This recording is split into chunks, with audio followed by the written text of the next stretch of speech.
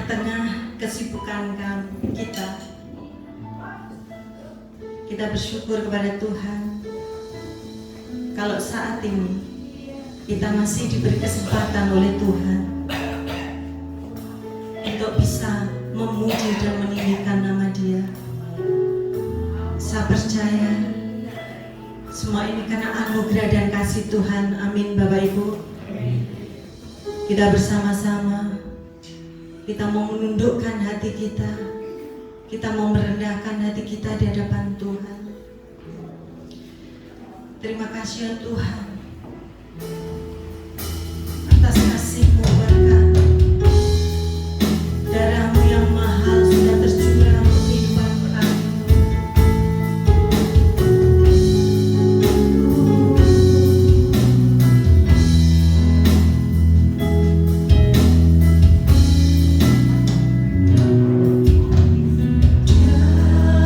Yesus teman di bagiku.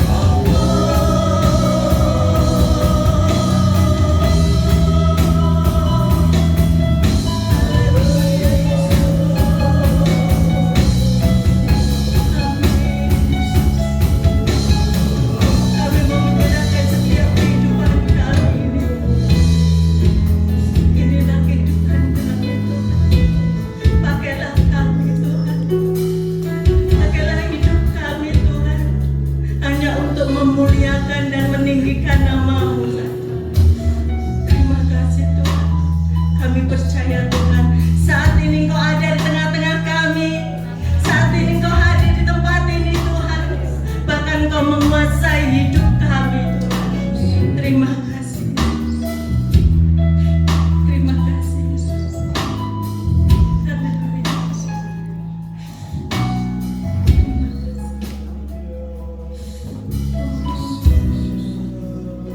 Kami menyerahkan Tuhan ibadah pada pagi hari ini.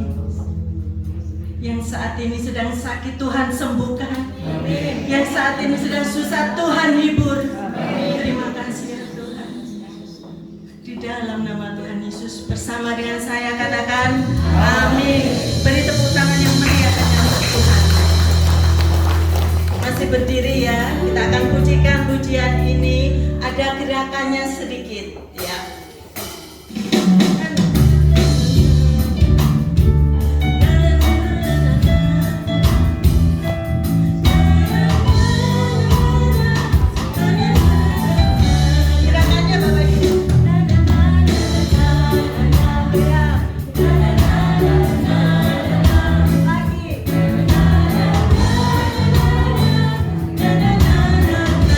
Sekali lagi ya.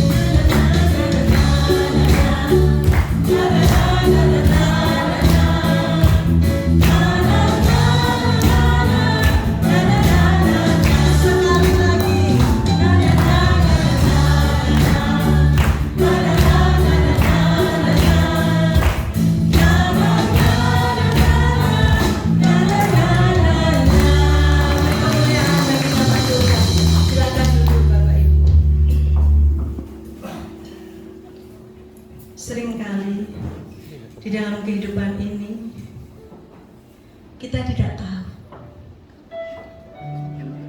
jalan yang ada di depan kita seperti apa. Namun kita percaya bahwa Tuhan tidak pernah meninggalkan kita. Amin Bapak Ibu.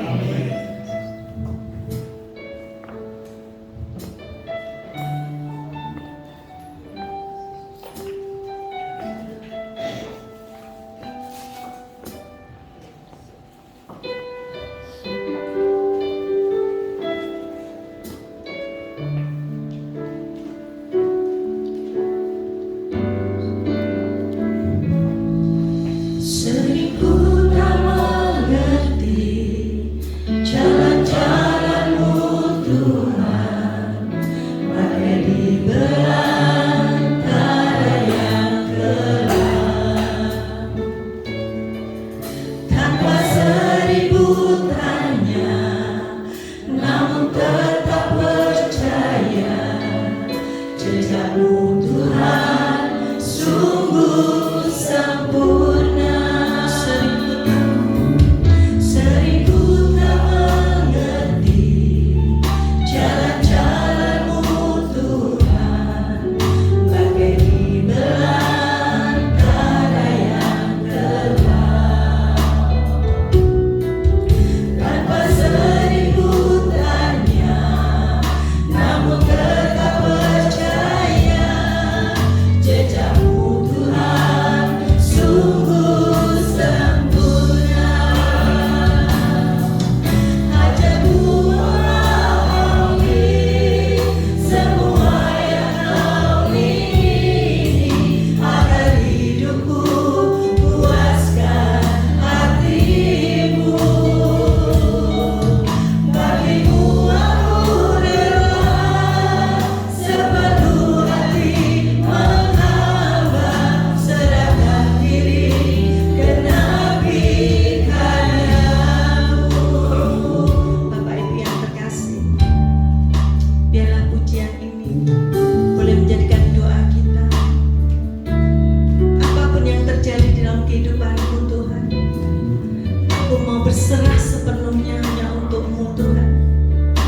Karena aku percaya Engkau Allah kami yang hidup. Sering ku tak Sering ku tak mengerti jalan-jalan-Mu Tuhan, bagai di belantara yang gelap. Tanpa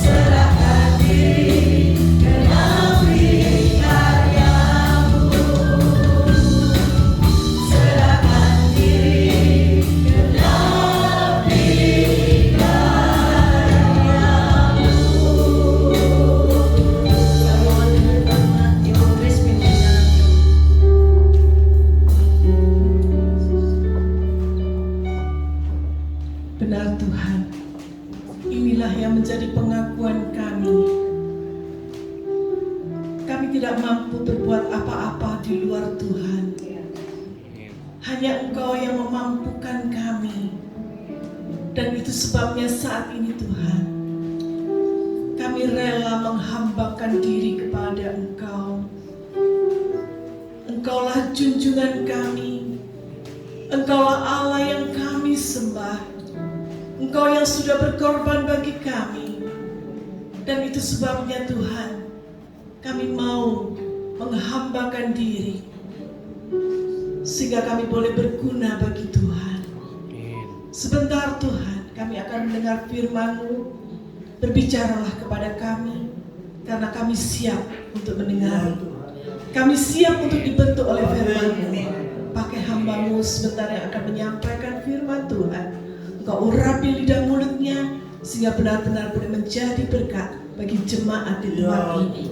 Terima kasih Tuhan, biarlah segala pujian yang sudah kami naikkan ke hadirat Tuhan boleh menyenangkan hati Bapa di surga. Inilah doa kami yang kami panjatkan di dalam nama Tuhan Yesus Kristus, dan setiap jemaat katakan amin. Silakan duduk Bapak Ibu. Sebentar mimbar akan saya serahkan kepada Bapak Pendeta Budi Chandra dari Surabaya. Waktu dan tempat.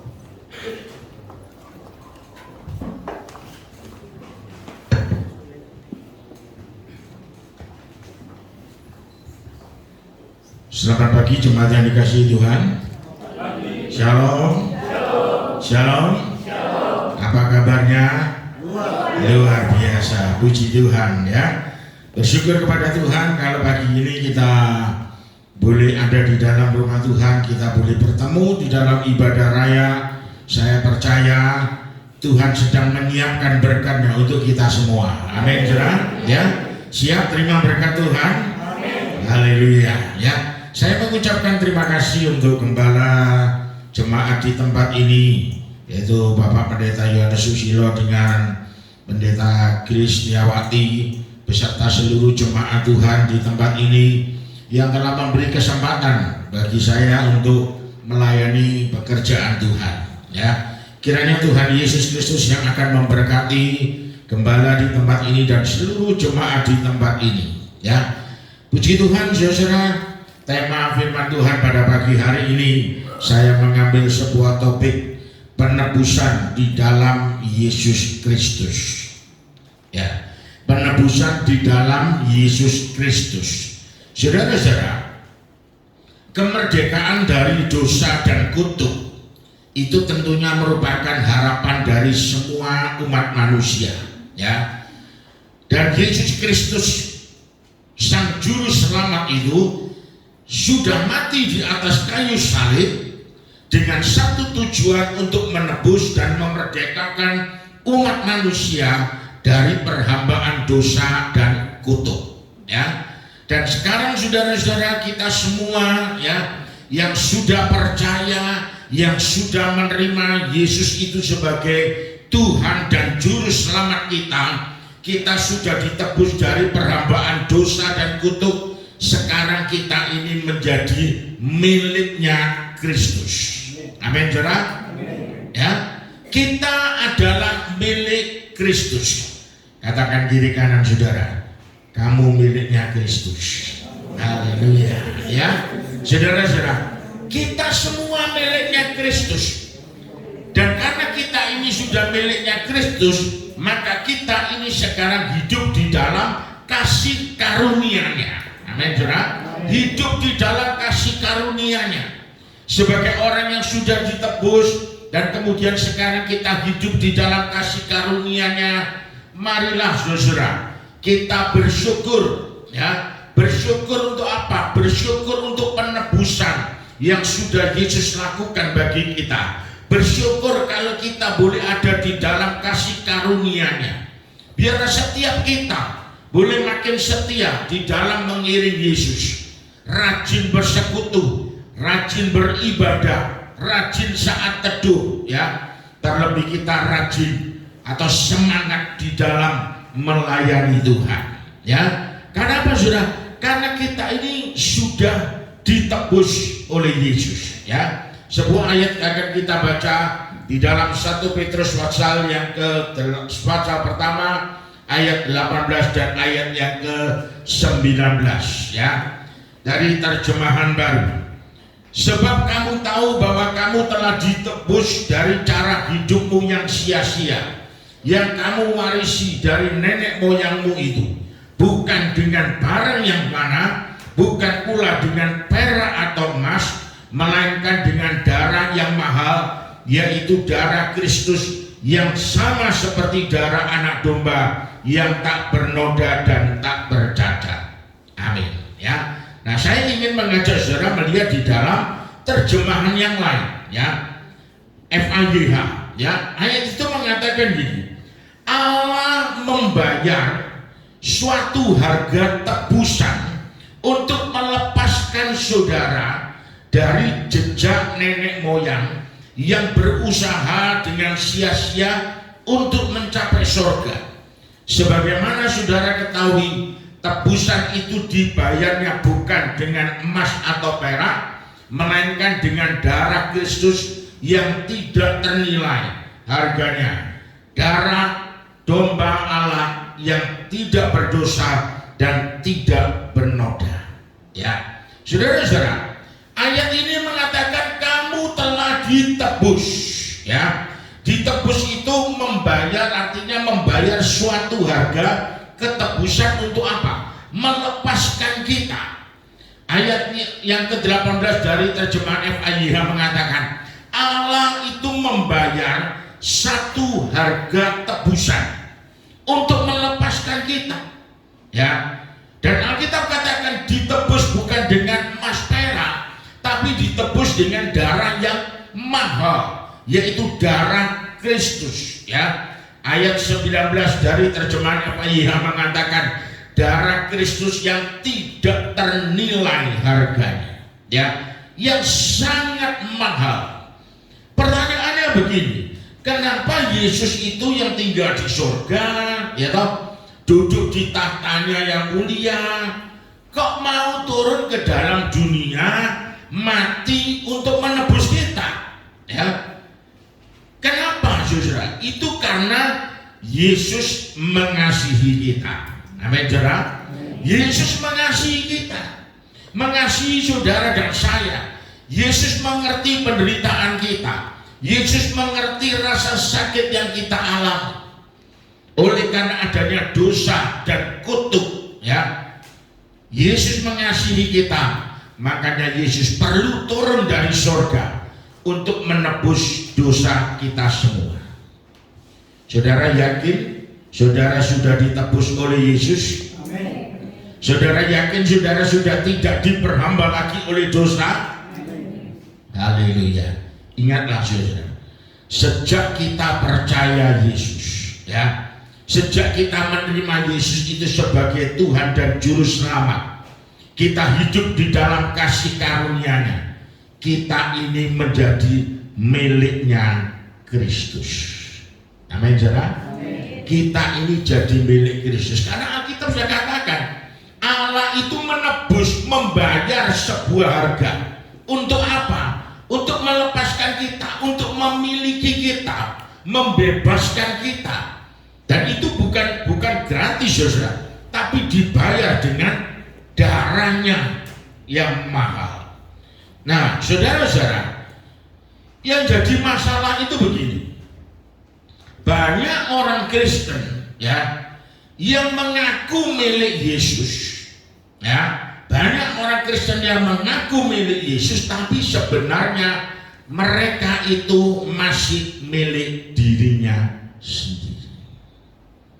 Ya, saudara, banyak orang Kristen, anak Tuhan. Wah, kalau ditanya kamu agamanya Kristen, anak Tuhan, luar biasa. Aku miliknya Tuhan, betul, saudara. Ya, mengaku miliknya Yesus, tapi sebenarnya masih milik dirinya sendiri.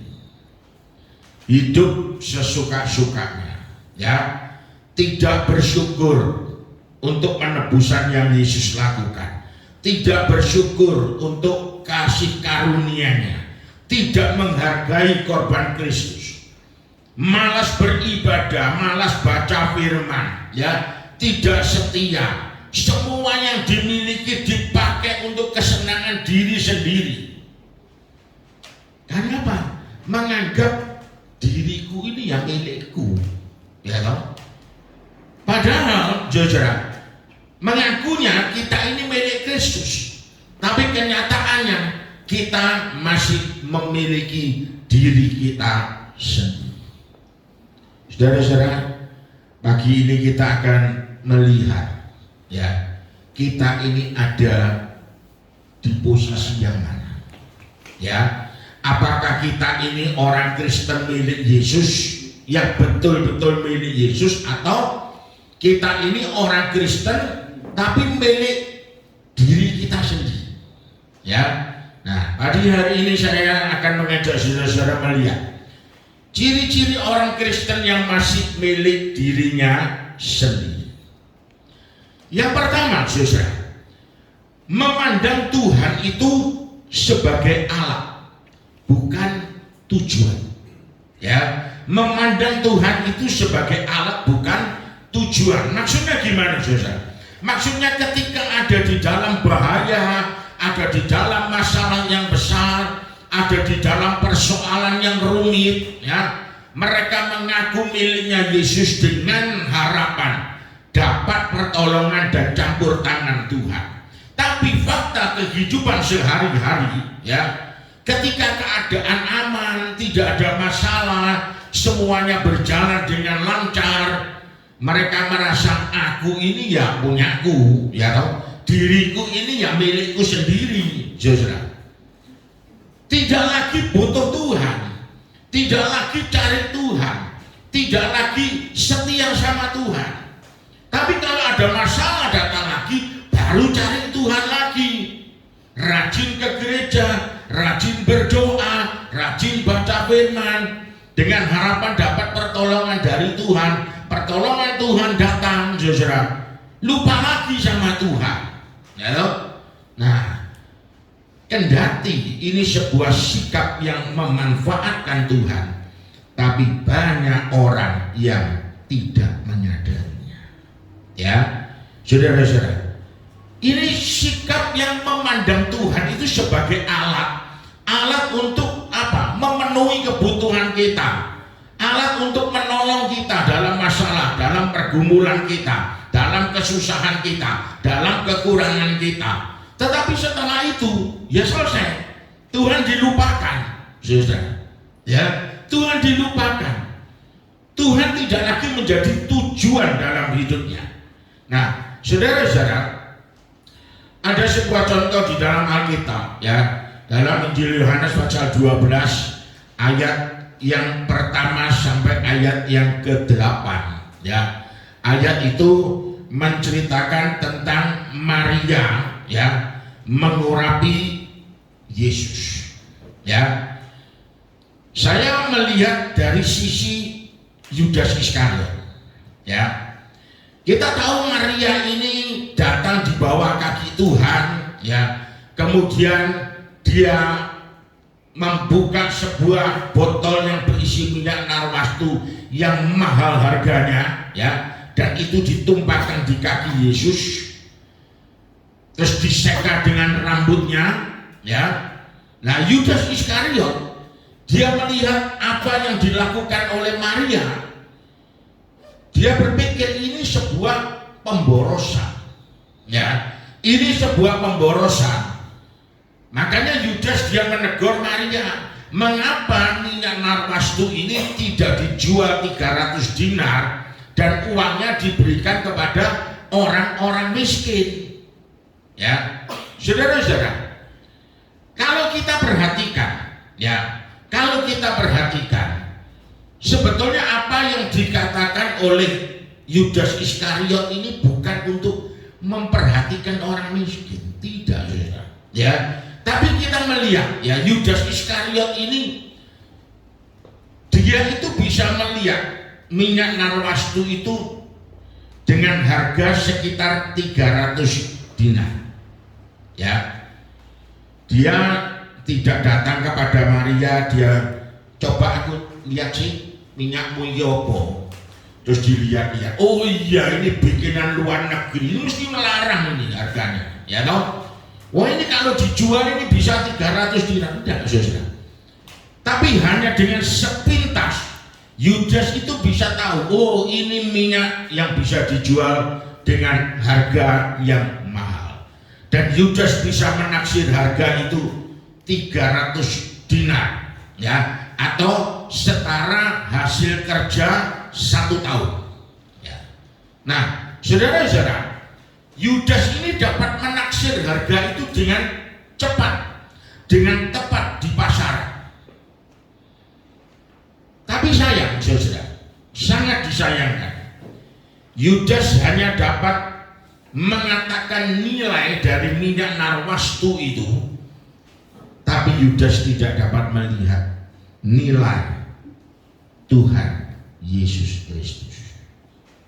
Ya, Yudas tidak bisa melihat.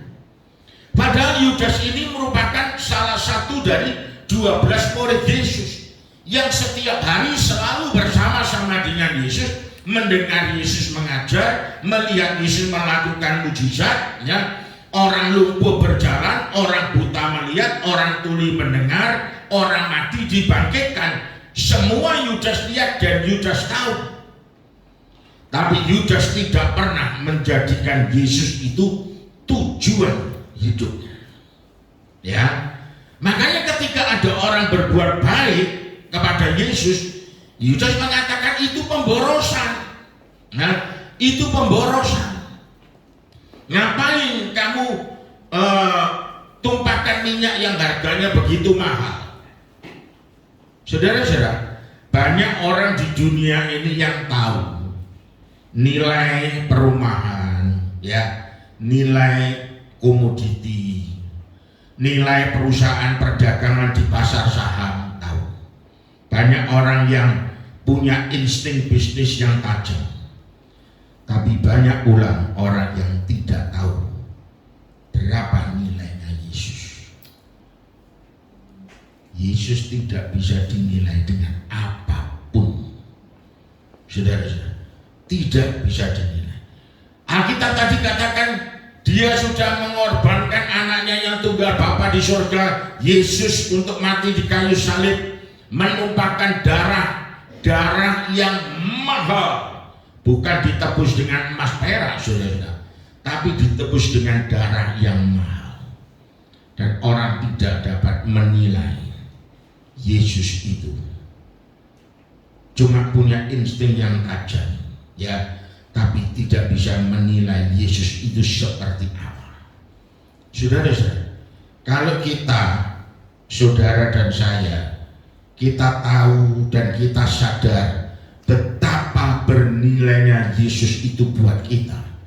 Kita tahu siapa Yesus, kita tahu apa yang sudah diperbuat Yesus buat kita, apa yang sudah diperbuat Yesus masih dikerjakan juga oleh Yesus sampai saat ini dalam hidup kita, maka kita pasti bisa menjadikan Yesus itu satu-satunya tujuan hidup kita, bukan sebagai alat, ya, bukan sebagai alat untuk memenuhi segala kebutuhan kita.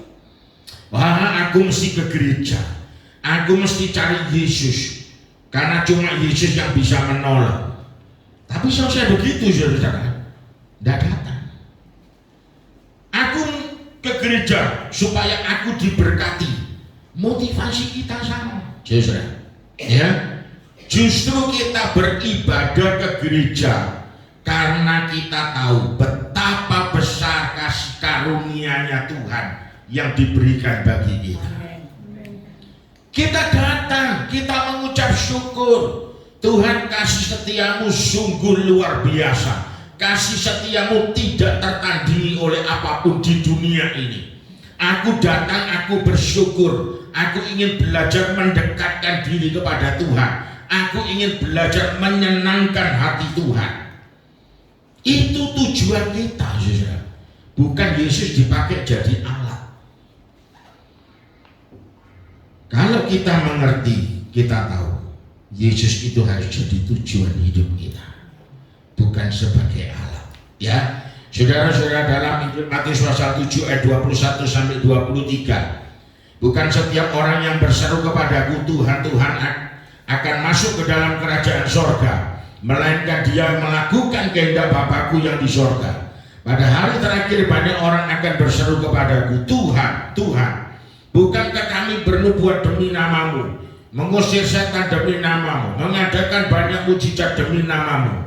Pada waktu itulah aku akan berterus terang kepada mereka dan berkata, aku tidak mengenal kamu, nyala daripadaku, kamu sekalian pembuat kejahatan. Ini kenapa bisa terjadi, saudara? Karena kita tidak menjadikan Yesus itu sebagai tujuan hidup kita. Yesus itu cuma dijadikan tambal butuhnya kita, ya, tambal butuhnya kita. Butuh cari Yesus, tidak butuh ya sudah tinggalkan Yesus.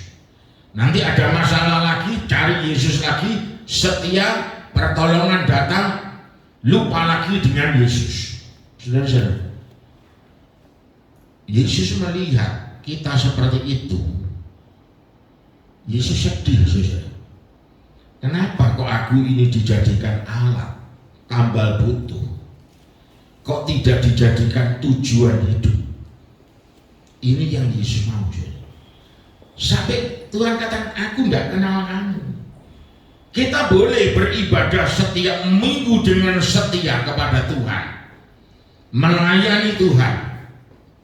Tapi pertanyaannya, saudara, apakah kita hidup di dalam kasih karunia-Nya Tuhan atau tidak? Atau kita, ya karena orang tuaku Kristen ya aku harus ikut, ya toh, melayani Tuhan, ya sudah melayani asal-asalan. Tuhan tidak mau. Tuhan mau kita punya tujuan hidup yang sesungguhnya, yaitu mempermuliakan, mengagungkan namanya Yesus. Itu yang Tuhan mau. Saudara, sebab itu mari, ya, kita melihat orang yang memiliki dirinya sendiri itu memakai Tuhan sebagai alat, bukan tujuan hidupnya. Yang kedua, mereka menggunakan pikiran, perasaan, anggota tubuhnya dan segala yang dipunyainya untuk kesenangannya sendiri. Ya, pikirannya, perasaannya, anggota tubuhnya dipakai bukan untuk menyenangkan Tuhan, tapi dipakai untuk menyenangkan dirinya sendiri. Mereka merasa berhak menggunakan apa saja yang sudah diraihnya, yang sudah dimilikinya. Baik itu mungkin gelar kita, baik itu pangkat kita, harta kita, talenta kita, ya, kita pakai sesuai dengan selera kita, semau kita. Kita jadikan itu sumber kebahagiaan dan kebanggaan kita. Saudara-saudara, orang yang jadi miliknya Kristus, dia harus ingat di dalam 1 Korintus 10 ayat 31 katakan, jika engkau makan atau jika engkau minum atau jika engkau melakukan sesuatu yang lain, lakukanlah semuanya itu untuk kemuliaan Allah, bukan untuk diri sendiri, bukan menjadi kebanggaan diri sendiri, ya, bukan menjadi kebahagiaan diri sendiri, tapi semua yang kita punya itu datangnya dari Tuhan dan harus dipakai untuk kemuliaan nama Tuhan. Ya, semua untuk Tuhan, bukan dipakai untuk kesenangan diri sendiri atau kebanggaan, wah supaya aku dilihat orang. Tidak. Biar setiap yang kita lakukan itu harus mendatangkan kemuliaan bagi nama Tuhan. Dengan segala hal, apa saja, termasuk harta yang kita punya, gelar kita, pangkat kita, talenta kita, pakai semua untuk kemuliaan nama Tuhan. Ya, Yang ketiga, saudara, ya, yang ketiga, cirinya orang Kristen yang masih milik dirinya sendiri. Dia masih terikat dengan dunia ini, ya. Maksudnya apa, saudara? Masih membiarkan diri ini hanyut dalam keinginan daging, keinginan mata, keangkuhan hidup, ya. Padahal Galatia pasal 5 ayat 24 mengatakan barang siapa menjadi milik Kristus Yesus, ia telah menyalibkan daging dengan segala hawa nafsu dan keinginannya. Ya, saudara-saudara, proses penyaliban daging itu dimulai dari diri kita sendiri. Ya, dan itu harus berlangsung setiap hari. Tapi banyak anak-anak Tuhan, ya, ketika dia punya masalah, baik dalam pekerjaannya, baik dalam hidupnya, tidak mendekatkan diri kepada Tuhan, malah mendekatkan diri kepada dunia malam, ya, dugem. Ada masalah, tidak mendekatkan diri kepada Tuhan, tapi ke diskotik, ya, minum, saudara. Ini salah, ya. Ada orang yang berkata begini, ya aku sudah lama, ndak ke diskotik, ya sekali lah. Aku kepengen ke diskotik, minum, ya. Sudah lama aku nggak pernah ke sana. Ya saya bilang, kamu tujuannya ke sana mungkin untuk lihat-lihat, ya, minum. Hati-hati, di situ itu godaannya banyak. Ya, jangan adu kekuatan. Jangan berkata aku punya iman yang kuat, aku tidak mungkin tergoda. Lu jangan. Kamu masuk ke daerah sana, masuk ke klub-klub malam, kamu untuk dugem. Kamu ingat firman Tuhan, dunia itu lebih hebat dari anak-anak Tuhan. Pergaulan yang salah itu merusakkan kebiasaan yang baik. Kelihatannya cuma kepingin karena sudah lama. Nanti kamu minum di sana, dugem ke diskotik, ya, nanti dijawil wewe gombel, ketut kamu. Nah, ya loh. Nah, saudara, justru tidak mendekatkan diri kepada Tuhan, malah merasa aku wis suwe, ya loh. Sudah lama kepingin. Ya, ini tindakan yang salah, saudara. Justru itu akan membuat kita makin terjebak di dalam kejahatan-kejahatan, tindakan-tindakan yang tidak disukai oleh Tuhan. Ya, kenapa? Karena hatinya masih kepingin. Dan ini perlu proses, saudara. Ya, setiap hari perlu proses. Begitu ada keinginan, harusnya ditolak, ya, ditolak.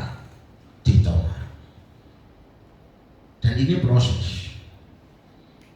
Memang kita tahu, saudara, keinginan daging itu tidak mudah seperti membalik tangan, ya. Tapi perlu dilawan. Amin, saudara. Perlu dilawan. Dan setiap hari kita harus melawan. Itu yang Tuhan tahu. Ya. Selanjutnya, saudara, ciri-ciri orang Kristen yang betul-betul miliknya Kristus, ya. Ciri-ciri orang Kristen yang betul-betul miliknya Kristus. Yang pertama, memiliki hati bagi Yesus, ya. Memiliki hati bagi Yesus. Artinya apa, saudara? Memiliki hati untuk senantiasa mendengar Tuhan berbicara, ya. Memiliki hati untuk terus ingin menyembah Tuhan, memuji Tuhan, memuliakan Tuhan di dalam kehidupan, ya. Punya keinginan untuk terus mendengar Tuhan berbicara.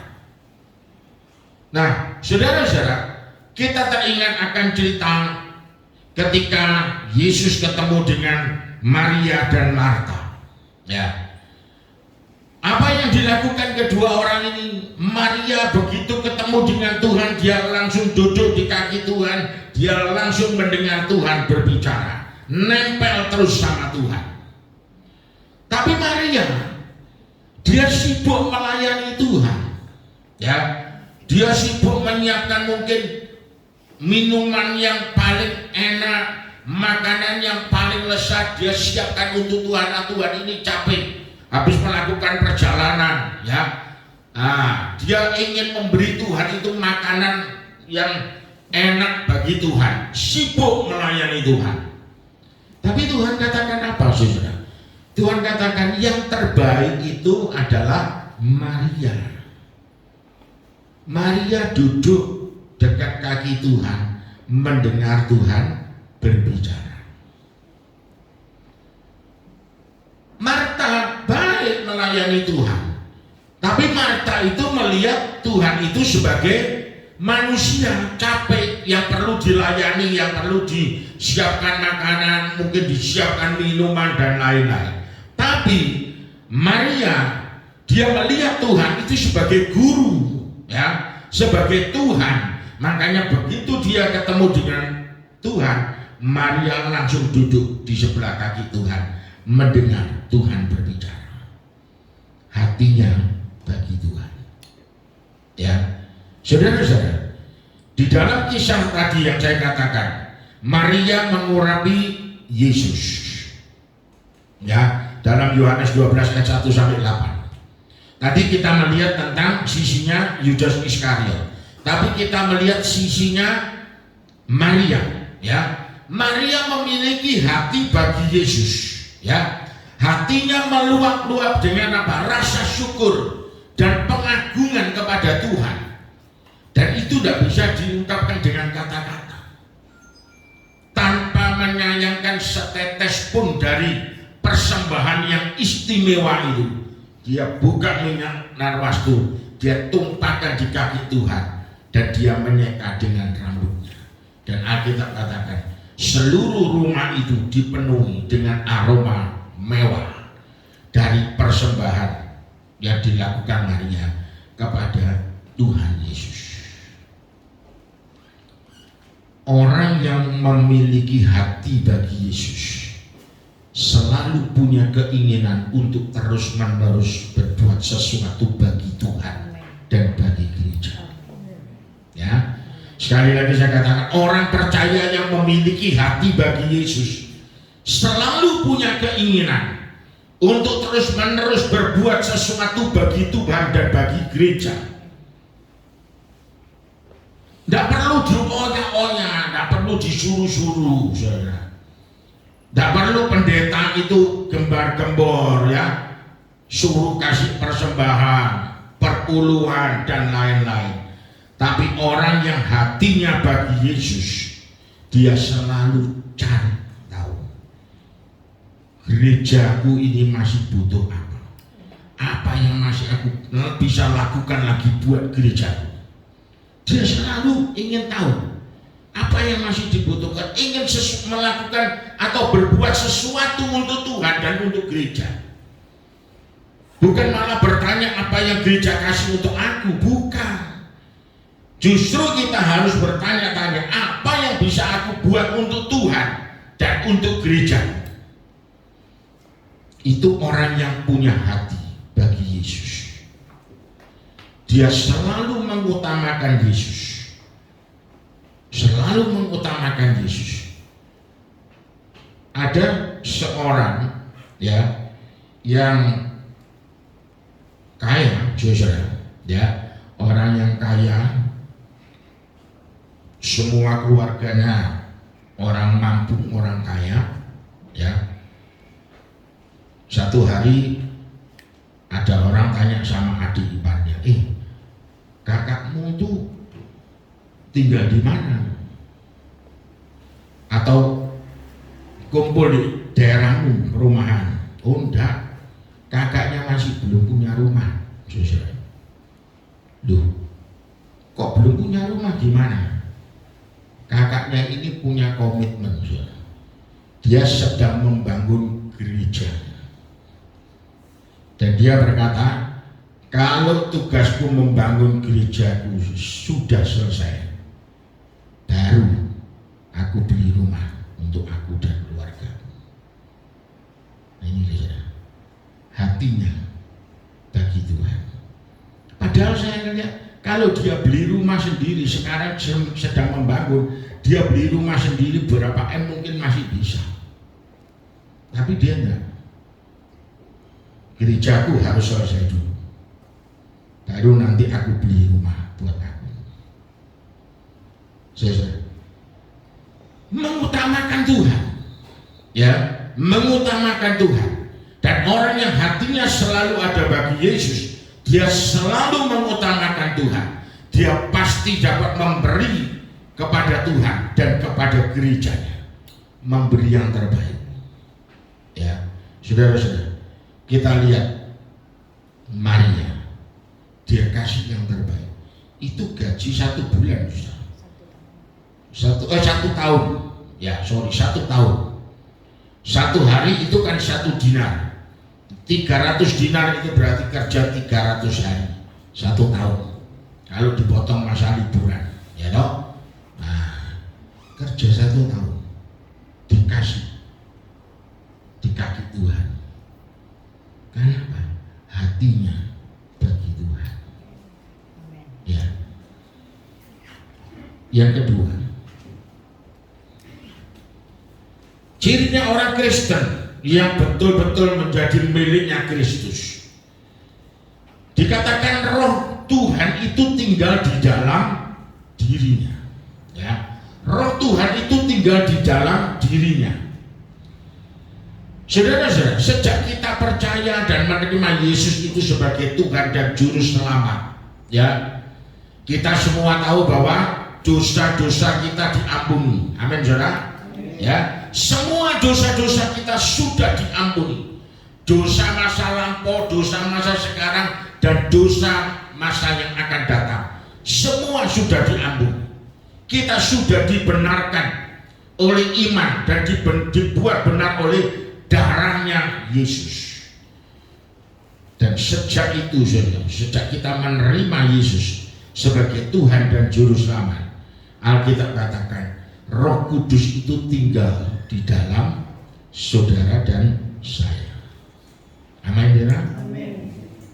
Ini luar biasa, saudara. Kenapa saya katakan luar biasa? Kita memiliki sesuatu yang tidak pernah dimiliki bapak-bapak di perjanjian lama. Ya. Abraham yang dikatakan sahabatnya Yesus, ya, tidak pernah memilikinya. Musa yang memimpin orang Israel keluar dari tanah Mesir tidak pernah memilikinya. Daud yang disebut Alkitab itu seorang yang berkenan di hatiku tidak pernah memilikinya. Mereka mempunyai roh, tapi roh itu ada di atas mereka, tidak di dalam mereka. Kalau kita, saudara dan saya, sesudah kita disucikan, sesudah kita dibenarkan oleh darah Yesus, perhatikan saudara, sekali dan untuk selama-lamanya Roh Kudus itu tinggal di dalam kita masing-masing. Amin, saudara. Yohanes 14 ayat 16 dan 17. Kita baca ayat ini, ya. Yohanes 14 ayat 16 dan 17. Aku akan minta kepada Bapa dan Ia akan memberikan kepadamu seorang penolong yang lain, supaya Ia menyertai kamu selama-lamanya, yaitu Roh kebenaran. Dunia tidak dapat menerima Dia, sebab dunia tidak melihat Dia dan tidak mengenal Dia, sebab Ia menyertai kamu dan akan diam di dalam kamu. Diam di dalam kita. Saudara-saudara, kalau kita tahu roh itu ada di dalam kita, kewajiban kita apa? Hiduplah menurut bimbingan dan arahan Roh Kudus. Ya, dia itu roh penolong. Ayat 16 katakan Yesus itu minta kepada Bapa untuk apa? Memberikan kepada kita seorang penolong yang lain, roh kebenaran yang akan memimpin menuntun kita di dalam kebenaran. Dan sebagai orang yang di dalam kita ini ada roh Tuhan, ya kita harus menurut bimbingan dan arahan roh. Kadang-kadang memang ada masa-masa yang sulit harus kita hadapi. Kadang-kadang kita ada di atas, tapi kadang-kadang kita diizinkan ada di bawah. Kadang-kadang kita bisa tertawa, tapi kadang-kadang Tuhan izinkan kita menangis. Ya, tapi saudara-saudara, di balik itu semua, roh itu akan menolong kita. Dia ada di dalam kita, dia akan menuntun kita, dia akan membawa kita, dan di mana roh itu membawa kita, kesanalah kita harus pergi. Ya, saudara-saudara, roh itu menuntun kita. Kadang Tuhan izinkan kita hidup di dalam kekurangan. Bersyukur, ya, jangan kita ngomel, tapi ucapkan syukur.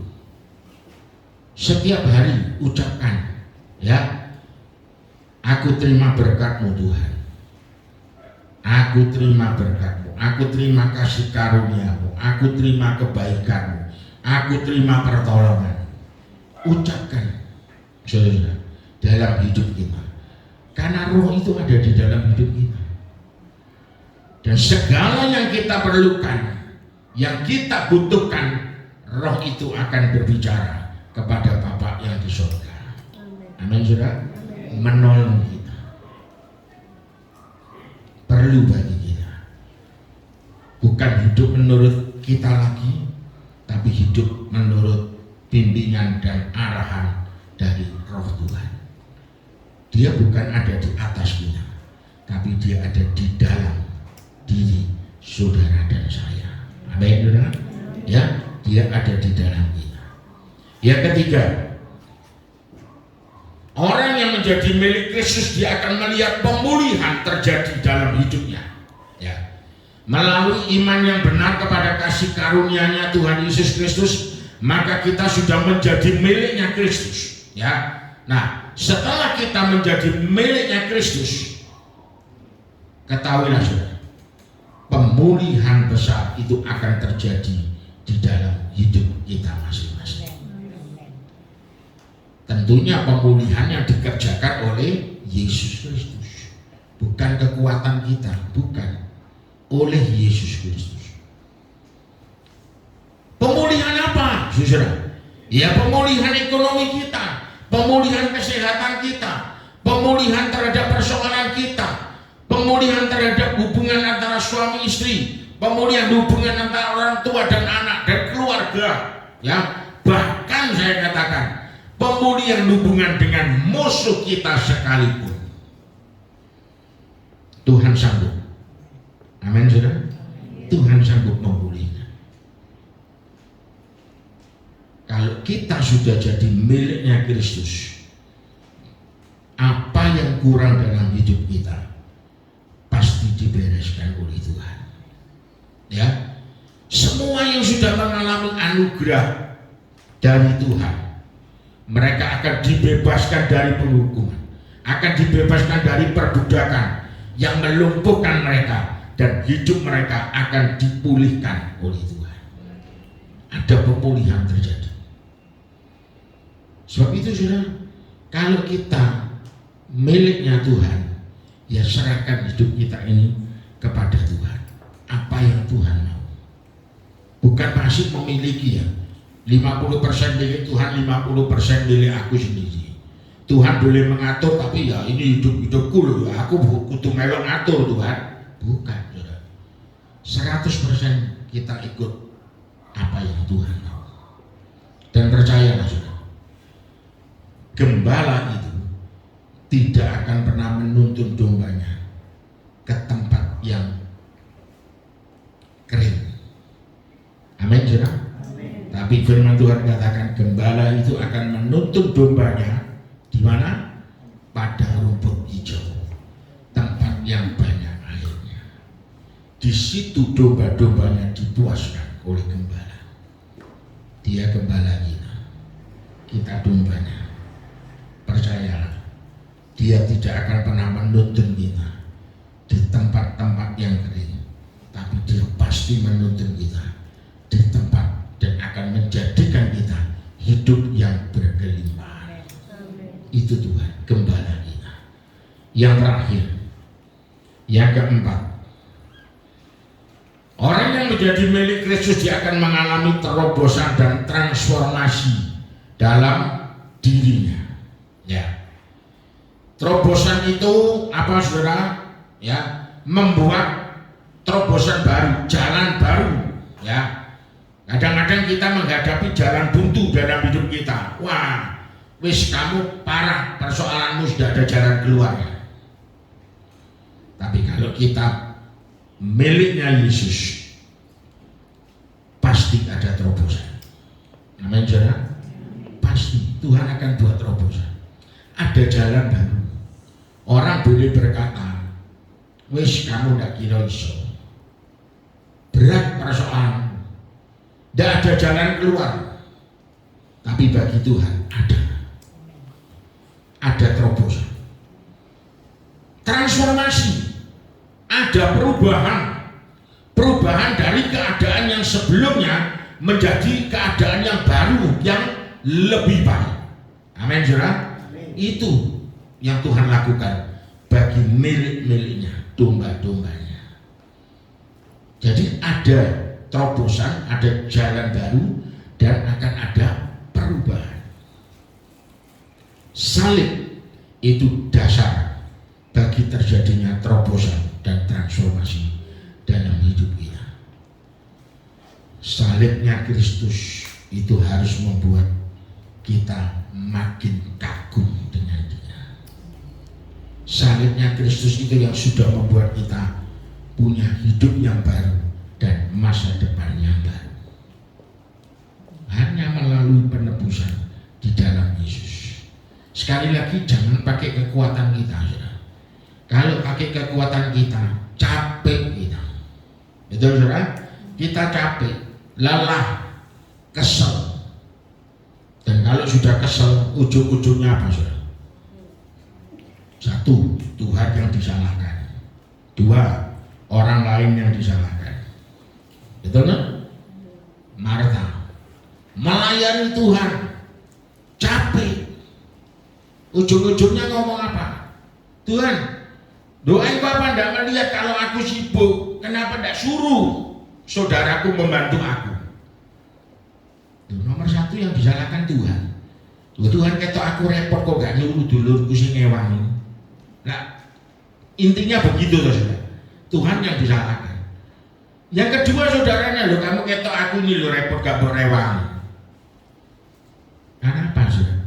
Berusaha dengan kekuatan sendiri, capek, lelah. Ayo kita sekarang jangan dengan kekuatan kita sendiri. Pakailah kekuatan yang dari Tuhan. Karena kita ini miliknya Tuhan. Amin saudara. Miliknya Tuhan.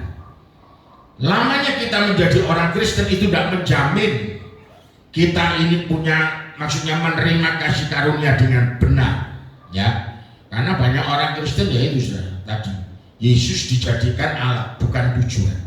Tapi kalau kita betul-betul menerima kasih karunia-Nya Tuhan, kita akan mengerti bagaimana kita harus bersyukur, bagaimana kita harus melayani Tuhan, ya, bagaimana kita harus memberi diri kita, ya, untuk bisa menyenangkan hati Tuhan. Itu orang yang menerima kasih karunia. Sebab itu kita semua perlu, ya, perlu menikmati kasih karunia-Nya, perlu mengalami perjumpaan dengan Yesus, ya. Perlu untuk terus merenungkan kebaikan Tuhan. Jangan berpaling dari anugerahnya, tapi jadilah kuat di dalam kasih karunia-Nya Tuhan. Jadi kuat. Maka terobosan dan transformasi itu akan terjadi dalam hidup kita, orang-orang yang betul-betul penuh dengan kasih karunia, menghargai kasih karunia-Nya Tuhan.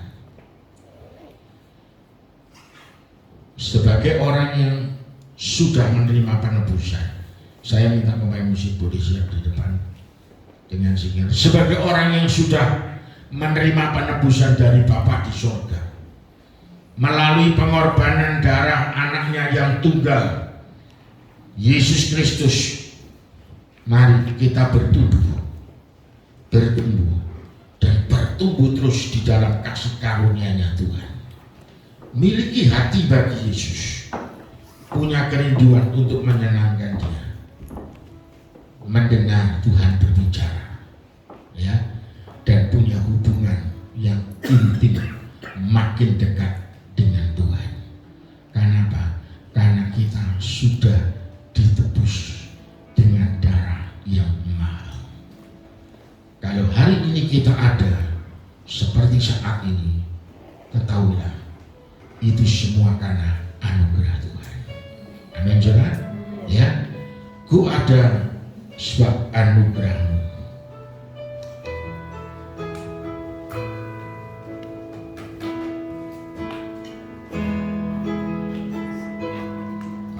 Ada sebab anugerah-Mu, ku ada karena kasih-Mu, Tuhan Yesus. Ku berterima kasih buat kasih setiamu. Ku ada sebab anugerah-Mu, ku ada karena kasih-Mu, Tuhan Yesus. Ku berterima kasih buat kasih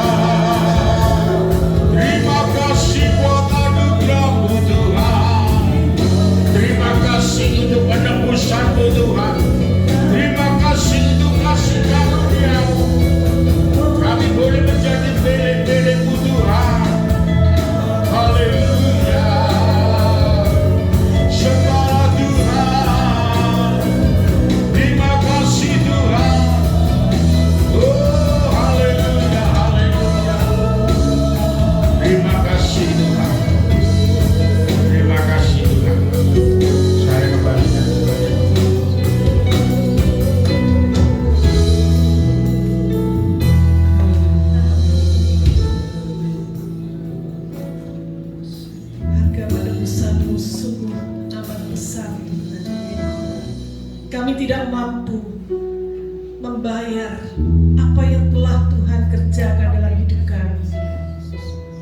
Siapakah kami Tuhan sehingga Engkau begitu baik. Engkau menyerahkan diri-Mu untuk kami Tuhan. Kami orang yang berdosa, yang seharusnya dihukum, tetapi Engkau sudah menanggung di atas kayu salib. Biarlah Tuhan, kami boleh belajar dari firman-Mu. Bagaimana kami boleh mengutamakan Engkau di dalam hidup kami. Kami menjadi orang yang memiliki Kristus dan dimiliki oleh Kristus. Dan kami boleh lakukan di dalam kehidupan kami sehari-hari. Inilah yang menjadi doa kami Tuhan. Bentuklah kami supaya kami Tuhan boleh menjadi Maria-Maria secara rohani. Tuhan, Engkau mengerti setiap keterbatasan kami. Tetapi kami percaya di dalam Tuhan kami mendapatkan kekuatan yang baru. Karena Roh Kudus yang tinggal di dalam hidup kami lebih besar dari semua yang ada di luar. Itu sebabnya Tuhan, saat ini kami menyerahkan. Biarlah Tuhan Engkau terus berbicara secara pribadi di dalam kehidupan kami. Engkau memakai hamba-Mu, Pendeta Budi, untuk menjadi hamba-Mu yang berkenan di hadapan Tuhan, untuk menggembalakan jemaat yang Tuhan sudah percayakan kepadanya di Surabaya. Tuhan memakai kehidupannya, keluarganya, keluarga besarnya semua untuk hormat dan kemuliaan nama Tuhan. Terima kasih Bapa. Kami menyerahkan hidup kami masing-masing dalam tangan Tuhan. Kalau masih ada hal-hal yang tidak berkenan di hadapan Tuhan, ubahkan kami mulai dari sekarang Tuhan. Transformasi hidup kami Tuhan, dan berikan jalan terobosan-terobosan yang baru dari setiap persoalan hidup kami. Inilah yang menjadi doa kami Bapa. Dan semua doa kami ini kami panjatkan di dalam satu nama, yaitu di dalam nama Tuhan Yesus Kristus. Dan setiap kita yang percaya katakan amin. Silakan duduk saudara. Sebelumnya saya ucapkan terima kasih kepada Bapak Pendeta Budi yang sudah meninggalkan jemaatnya. Pagi hari ini didampingi oleh Ibu Kekasih dengan istri dan kakaknya, Ibu Wiwit juga bersama dengan kita. Puji nama Tuhan. Saya kembalikan kepada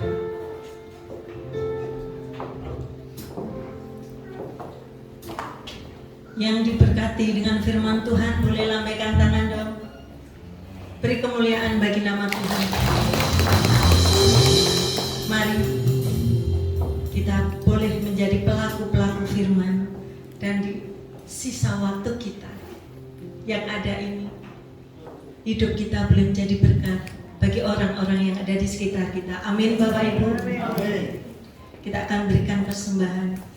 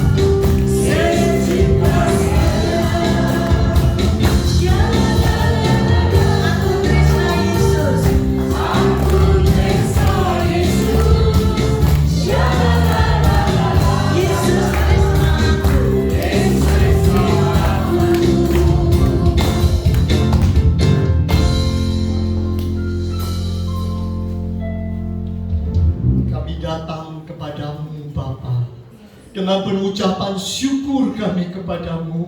Karena kami tahu kami sudah dimerdekakan oleh Tuhan. Dan bukan hanya dimerdekakan secara jasmani, dimerdekakan secara rohani, secara paripurna Engkau sudah memerdekakan kami. Itu sebab Tuhan pagi hari ini kami membawa diri kami membawa seluruh kehidupan kami mempersembahkannya kepada Tuhan. Terimalah persembahan kami, biarlah persembahan kami menjadi bau dupa yang harum di hadapan Engkau. Dan Tuhan akan memakai untuk Tuhan memperkembangkan jemaat-Mu, untuk memperkembangkan tubuh Kristus. Dan kami boleh melihat rancangan-Mu lengkap dalam kehidupan kami. Terima kasih Bapa, terima kasih. Kami serahkan semua dalam tangan-Mu. Engkau yang sudah memberkati kami, Engkau yang sudah memerdekakan, Engkau juga yang akan menyertai kami pulang ke rumah kami masing-masing. Kami teringat untuk saudara kami yang saat ini masih terbaring sakit. Kami teringat untuk Tuhan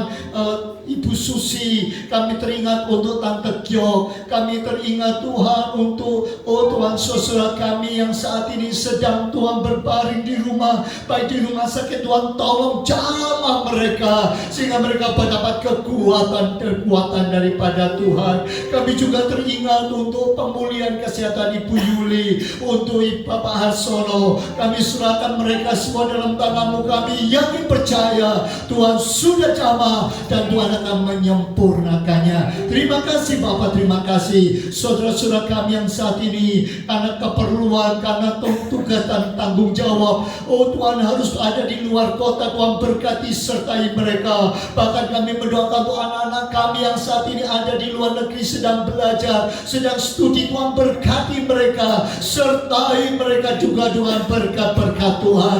Dan sebentar kalau kami pulang, Tuhan menyertai kami semua. Saudaraku sekalian, arahkanlah hatimu dan tanganmu kepadanya. Pulanglah untuk menerima berkat Tuhan. Kasih karunia dari Allah Bapa, kecintaan daripada Tuhan Yesus, dan penyertaan Roh Kudus menyertai kehidupanmu. Pulanglah dan terimalah berkat Allah di dalam nama Tuhan Yesus Kristus. Semua yang diberkati Allah katakan amin.